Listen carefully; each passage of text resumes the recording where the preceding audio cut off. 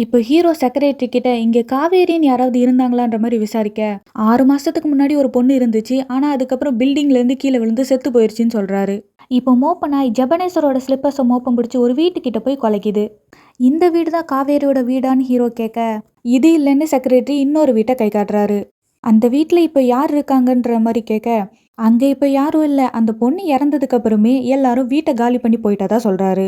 அப்போ இந்த வீடு யாரோடதுன்ற மாதிரி கேட்க இது பில்டிங்கோட ஓனர் வரதராஜனோட வீடுன்னு சொல்றாரு. அவர் எப்போவாவது வந்து தான் இங்கே ஸ்டே பண்ணுவாருன்னு சொல்றாரு. இப்போ ஹீரோ இந்த வீட்டோட சாவி யார்கிட்ட இருக்குன்னு கேட்க அது அவரோட பையன் கிட்ட தான் இருக்குன்னு சொல்றாரு.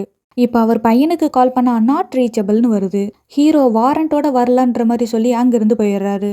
இப்போ ஹையர் ஆஃபீஸர் ஹீரோ கிட்ட ஈகிள் பில்டர் வரதராஜன் மேலேயே சர்ச் வாரண்ட் கேட்குறீங்களே, இப்போ இந்த கேஸுக்கும் அவருக்கும் என்ன சம்மந்தம்ன்ற மாதிரி கேட்குறாரு. அதுக்கு ஹீரோ இது வரைக்கும் நடந்த விஷயத்தெல்லாம் சொல்லிட்டு ஈகிள் அபார்ட்மெண்ட்டுக்கும் இந்த கேஸுக்கும் ஏதோ ஒரு சம்மந்தம் இருக்குன்ற மாதிரி சொல்றாரு.